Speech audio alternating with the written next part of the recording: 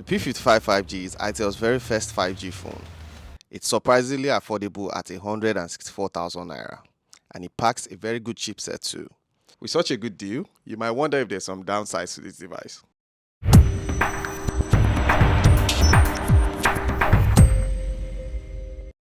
Here's a breakdown to the different variants of the Itel P55. They all come with a 50 megapixel primary camera. You get a 8 megapixel front camera. It comes with a 90Hz refresh rate and a 6.6 inches screen that has a 720p resolution. The Itel P55 comes with a hole punch display. You get a Unisoc T606 processor, 4GB of RAM, and up to 256GB of storage. For the battery, it comes with a 5000 mAh battery and a 16 watts charging brick. For the Itel P55T, you get a 6000 mAh battery, 4GB of RAM, Android 14, 45 watts charger, and a hole punch display. For the Itel P55 Plus, you get a T606 processor, 8GB of RAM, 128 storage, 5000 mAh battery, and an 18 watts charger. For the display, the Itel P55 5G has a simple design with a U-notch on the front, which might not look fancy as some other phones with a punch hole cutout. But the trade-off is that the Itel P55 is more affordable. When considering the screen, the P55 5G is decent. It features a 6.6 LCD screen with a 720p resolution, which is on the low side. The combination of this resolution and its 90Hz refresh rate may not provide the best media experience. There's one thing missing, which is Gorilla Glass protection. This means the screen will be vulnerable to scratches. The P55 might actually feel slow or choppy when you're running multiple tasks at the same time. For the design, the Itel P55 has a simple design. On the back, there are two cameras and a flash. 5G is written boldly. It also has an inscription on the bottom that says designed by Itel Power. On the right side, you find a volume button and a fingerprint scanner for easy unlocking. On the left, you find the SIM card tray. At the bottom, there's a mono speaker, a USB-C port, and a 3.5mm headphone jack. When it comes to performance, the Itel P55 holds its own, especially in gaming. Popular titles like PUBG and Call of Duty run smoothly on this device, but on a medium frame rate. What's impressive about this device is the fact that when you play game for extended sessions, it only heats up a little bit. Powering the Itel P55 5G is the MediaTek 6080 processor, a strong chip that delivers okay performance across various tasks. With its high impressive power, this chipset handles multitasking with ease. In terms of benchmark performance, the Itel P55 5G scores a commendable Antutu score of 393K, which helps multitasking and app switching.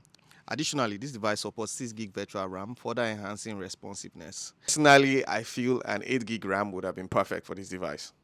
However, expanding the virtual RAM to 12GB can noticeably improve the device performance, making it even smoother for day-to-day use. For the camera, the P55 5G comes equipped with a 50 megapixel camera and an 8 megapixel front camera. With its AI cam feature, you can expect decent looking photos. Portrait mode will give you good bokeh, and pictures look decent even indoors and outdoor. However, it's important to note that there's lack of stabilization while using the video camera. Also, picture taking might lack a little sharpness and clarity, but for that budget, what do you expect? And Itel has never been known for their cameras. For software, the Itel P55 runs on Android 13 out of the box, providing users with the latest features and security updates. It's worth noting that the absence of Android 14 might actually be disappointing to most users that always want up-to-date softwares. And in terms of customization, the Itel P55 5G offers relatively low-level customization compared to other Android devices in this price point. While you can personalize certain aspects of this phone, such as wallpaper, themes, the other options may be more limited. For the battery, the Itel P55 5G comes with a sizable 5000 mAh battery, ensuring you have enough power to run through your day. You also get fast charging with an 18-watt charging brick. You can top up your phone quickly in an hour and 20 minutes. For me, one of the standard features for this device is the impressive battery life. Even with heavy usage, you can get up to 16 to 24 hours. For a 5G device, this is really impressive. Before I do my conclusion, as usual, I'll do a little pros and cons. Pro number one, it's affordable and it's a 5G device. For this price point, you can get a better 5G device. But then again, doesn't mean it doesn't have its downsides. Pro number two, amazing battery. Yes, most 5G phones come with a 5000 mAh battery, but they don't last that much. But with this device, you can go at least 16 to 24 hours, which is amazing, I must say. And my final pro, amazing chipset. You get Dimensity 6080. For that price, you can't get that kind of chipset. But then again, I know they did it because it's a 5G phone, so you have to have a good chipset. Now let's get to the cons. Con number one, the display. 720p LCD. Number one, LCD panel. I've seen better LCD panel. Come on, you guys could have done better. Number two, 720p. I have not in my lifetime. But then again, I don't buy Apple devices that much. But I haven't used a 720p. A 720p device will restrict me. So come on. And the next one is the lack of Gorilla Glass protection. I can actually understand not putting Gorilla Glass in the back, but not in the front. At least, for example, I'm someone that puts my key in my pocket with my phone. So it means I will just scratch the device up and down. But then again, budgeting. I'm sure they just had to squeeze in that. And my final con, lack of stabilization in the camera. But then again, you don't get stabilization with more devices in this price point. But it would have been cool to get stabilization because most people that make content, especially videos, are always on the move. So getting a device that can actually be stable will be useful.